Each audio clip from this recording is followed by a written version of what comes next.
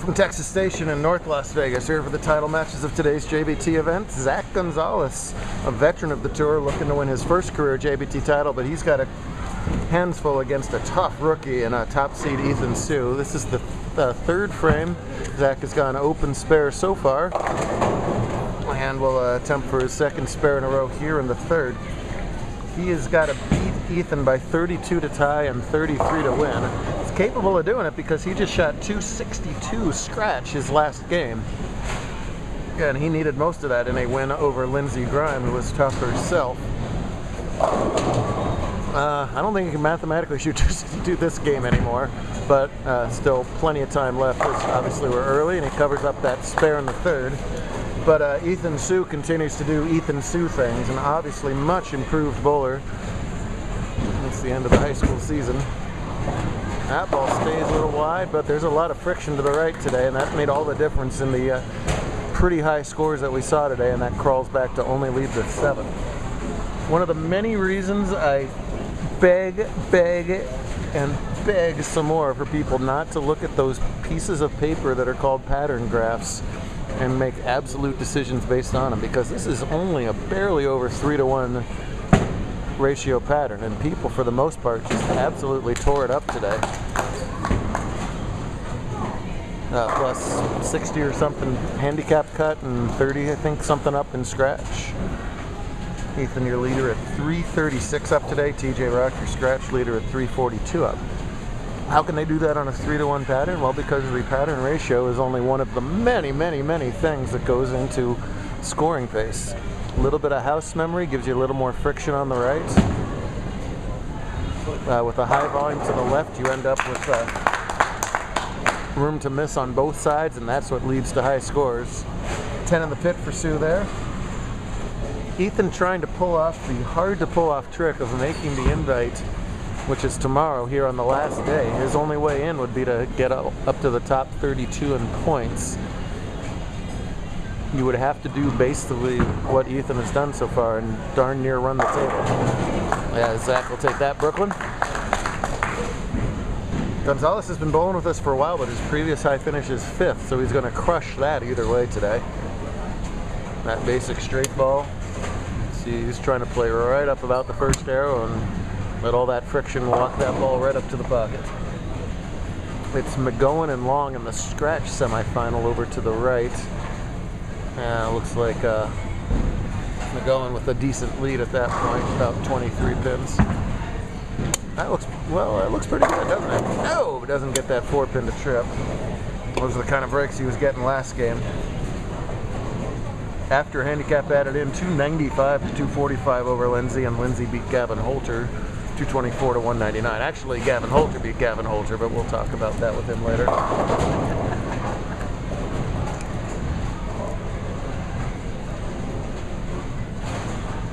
$1,000 for first place tomorrow, scratch and handicap. 200 on top in U17 and girls. We do that 4 more times in the next month after that. Invites alone give out over $30,000. Instead of what's in your wallet, should be what should you be bowling? I don't know.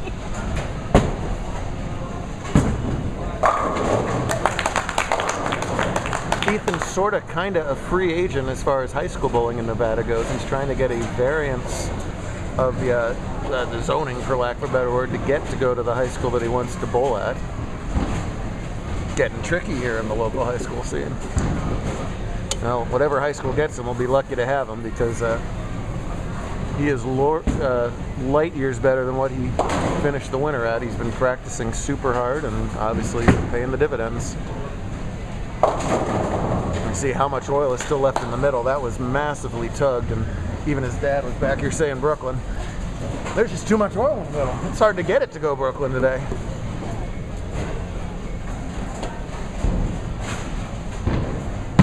Switches to a plastic ball, goes hard and straight, and the ball goes hard and straight. I love that ball. Right into the gray board. That ball makes my eyes bleed.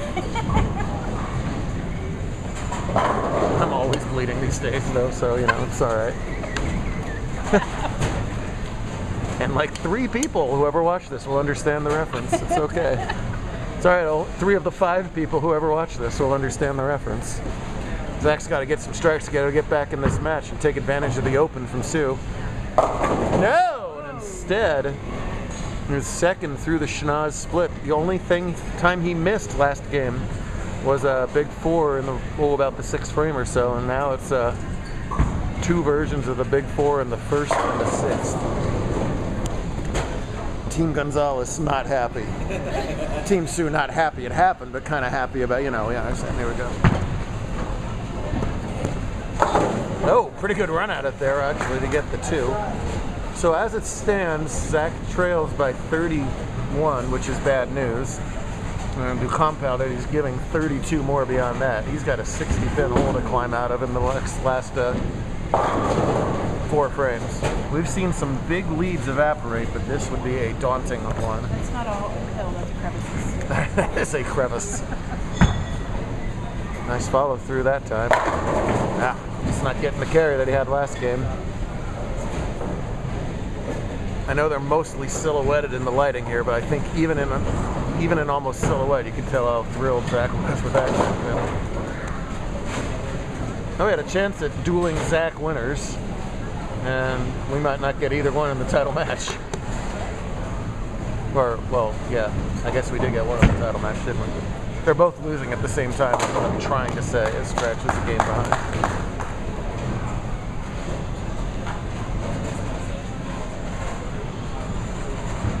Talking with Ethan earlier, he's a very poised youngster, very polite, well-spoken. It's rare in kids these days. Yeah, it is. Ooh. You can see where the 120 average Ethan Sue was. You see that really herky-jerky arm swing. You can see how it's smoothed out and turned into the better version of Ethan Sue. He's also going to get a gigundous re-rate overnight, but he'll worry about that tomorrow. Hey, make it! No! Good try.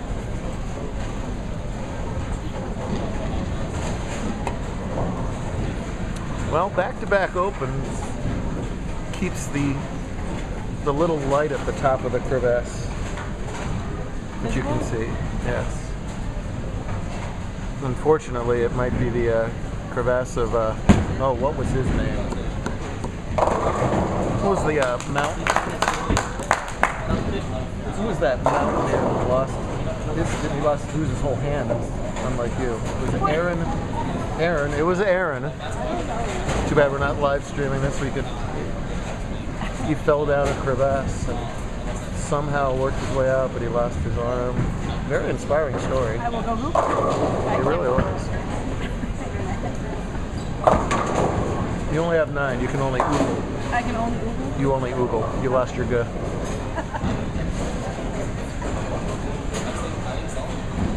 Well, Zach is just going to run out of frames no matter what here. If he could find a way to strike out, he'd get to 190, which would only be 160 once you subtract those 30 pins, and pretty sure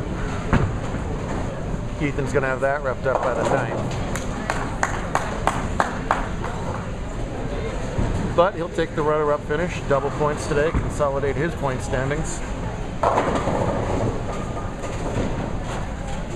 McGowan, meanwhile, will be going for, he'll be McGowan for back-to-back Mojave titles as he won the last one out in Victorville. Like that one? There's the carry he had all the time the last game. He gives a little wry smile and says, yep. Could have had it. Should have had it. Well, this should be, for the most part, a victory lap.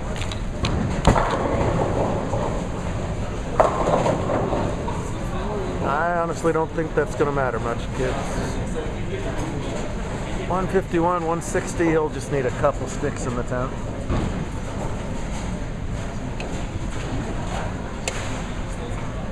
Which might even be a little more irritating to Zach. Because it's going to turn out that with a pretty good game, Gonzalez could have won this match. I mean, both somebody who's had a low game of 199 all day, you're like, oh my gosh, how am I ever going to beat him? But a couple beatable numbers, a couple unbeatable numbers as well. High game of 295 with pins, a 275, a 268. This will be right in the middle of there, or somewhere between 180 and 190, and a first-time title for a first-time bowler on their last chance of the season. Too much. You are looking at the winner. That one. I was going to have a joke, but I just didn't even know. Oh! All right, Ethan. Ethan, you've already won the tournament. Nobody has ever made a 7-10 on my camera. You've got nothing to lose, Ethan. Make history, Ethan. Adjust, Ethan. Move your feet, Ethan. Throw it hard, Ethan. Kick the field goal, Ethan. Jeez. After all that build-up, he does 3 points, 178 scratch. That'll win plenty on that average. That actually would have lost to both Lindsay and Zach last game, so match play competition, you never know. To both of them. And of course, they always carry when it doesn't matter anymore. Fine effort from Gonzalez, and congratulations to brand new winner Ethan Sue. We'll have the title match in scratch between McGowan and Rock coming up next.